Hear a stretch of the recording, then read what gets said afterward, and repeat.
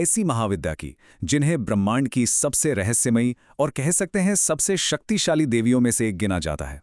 वो देवी जिन्होंने ब्रह्मांड को एक महाविनाश से बचाया था, देवी बगलामुखी। तो ये शक्ति है क्या? असल में इसे कहते हैं स्तंभन। एक ऐसी अद्भुत शक्ति जो दुश्मन को मतलब वहीं का वहीं रोक दे, उसकी आवाज बंद कर दे, उसके हर वार को बेकार कर दे। और इस शक्ति की कहानी पता है कहां से शुरू होती है? ब्रह्मांड के एक बहुत बहुत बड़े संकट से। तो बात है सतयुग के आखिरी दौर की।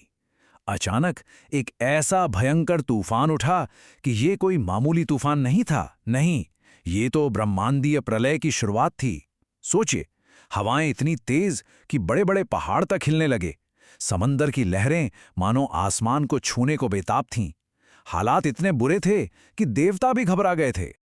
जब हालात इतने बिगड़ गए कि खुद भगवान विष्णु भी इस तूफान को काबू नहीं कर पाए, तब सारे देवता इकट्ठे हुए सत्यकाम सरोवर के किनारे और उन्होंने आदि शक्ति की कठोर तपस्या शुरू की। वो दिन रात बस तपस्या करते रहे और फिर वैशाख महीने की शुक्ल चतुर्दशी की आधी रात को उस सरोवर के बीचों बीच एक अद्भुत पीली रोशनी निकली। और उस रोशनी से धीरे धीरे एक दिव्य स्वरूप ने आकार लिया। वो थी देवी बगलामुखी। उनका पूरा शरीर सोने की तरह पीले रंग से चमक रहा था। उनकी आंखों में एक गजब का तेज था और सबसे कमाल की बात, उनके प्रकट होते ही बस उनकी एक नजर से ही वो भयंकर तूफान शांत होने लगा। प्रलय टल चुका था। लेकिन रुकिए, ये तूफान कोई कुदरती आफत नहीं थी। नहीं, बिल्कुल नहीं। इसे किसी ने जानबूझकर भेजा था।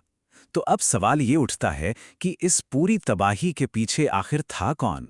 इस तबाही के पीछे था एक दैत्य। नाम था मदनासुर। उसने इतनी कठोर तपस्या की थी कि ब्रह्मदेव से उसे एक वरदान मिल गया। वरदान ये कि कोई भी हथियार, कोई भी शस्त्र उसे मार नहीं सकता। और उसकी असली ताकत थी उसकी जुबान में। उसकी वाणी में इतनी शक्ति थी कि वो अपने शब्दों से, सिर्फ बोलकर, किसी को भी खत्म कर सकता था। अब ऐसा वरदान मिलने के बाद मदनासुर का घमंड तो 7वें आसमान पर पहुंच गया। देवराज इंद्र अपना वज्र लेकर उससे लड़ने गए, लेकिन मदनासुर हंस पड़ा। बोला, तुम्हारा वज्र मुझे छू भी नहीं पाएगा। और सच में ऐसा ही हुआ। फिर अग्निदेव आए, वरुण देव आए, सब के सब फेल हो गए। कोई भी देवता उसका कुछ नहीं बिगाड़ पा रहा था। क्यों? क्योंकि असली लड़ाई तो हथियारों की थी ही नहीं, असली ताकत तो उसकी जुबान में थी। जब कोई रास्ता नहीं बचा तो सारे देवताओं ने देवी बगलामुखी से प्रार्थना की। देवी बिल्कुल शांत भाव से युद्ध भूमि की तरफ बढ़ीं। उन्हें अपनी ओर आता देखकर मदनासुर जोर जोर से ठहाके लगाकर हंसने लगा और अपनी जहरीली जुबान से उनका मजाक उड़ाना शुरू कर दिया। मदनासुर ने जैसे ही अपना मुंह खोला, उसकी जुबान से एक के बाद एक भयानक मंत्र और श्राप निकलने लगे। मतलब उसके शब्द जहर की तरह हवा में घुल रहे थे। ऐसा लग रहा था मानो प्रलय फिर से वापस आ रहा हो। सारे देवता दूर से ये सब देख रहे थे और डर रहे थे। लेकिन देवी बगलामुखी, वो बिल्कुल शांत खड़ी थीं, जरा भी विचलित नहीं। मदनासुर की वो भयानक श्राप उन तक पहुंच ही नहीं पा रहे थे। ऐसा लग रहा था जैसे बीच में कोई अनदेखी दीवार हो जो सब कुछ रोक रही थी। अब मदनासुर घबरा गया। उसने और जोर जोर से मंत्र पढ़ने शुरू किए, लेकिन कुछ भी काम नहीं कर रहा था। और तभी बस एक पल में, इतनी तेजी से कि वो कुछ समझ भी नहीं पाता, देवी बगलामुखी उसके ठीक सामने थी और उन्होंने उसकी जबान पकड़ ली। और जैसे ही उन्होंने उसकी जुबान पकड़ी, मानो पूरा ब्रह्मांड एक पल के लिए थम गया हो। मदनासुर चीखना चाहता था, पर उसकी आवाज ही नहीं निकल रही थी।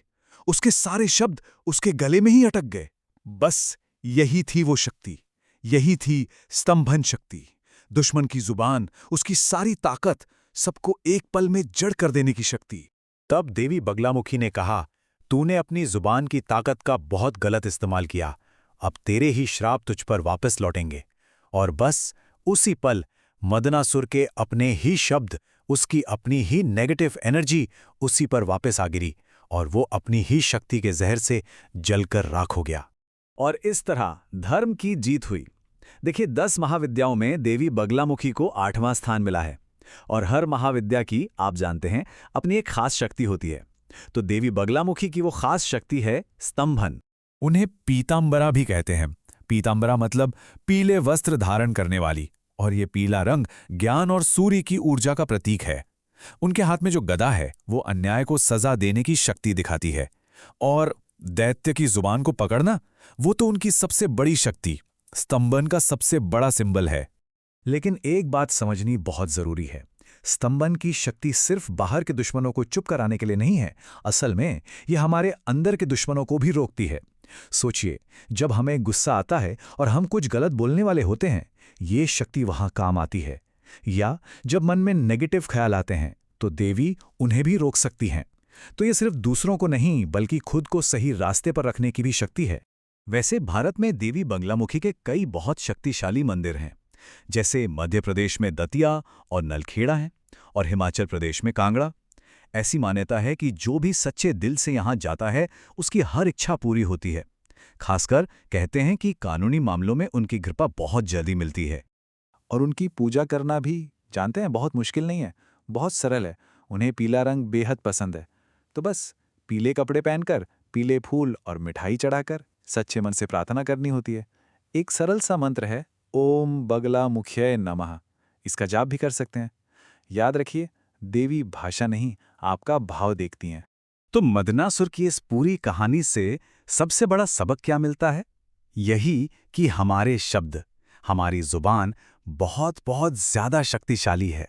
हम चाहें तो अपने शब्दों से किसी का दिल तोड़ सकते हैं, और चाहें तो किसी को दुनिया की सारी खुशी दे सकते हैं।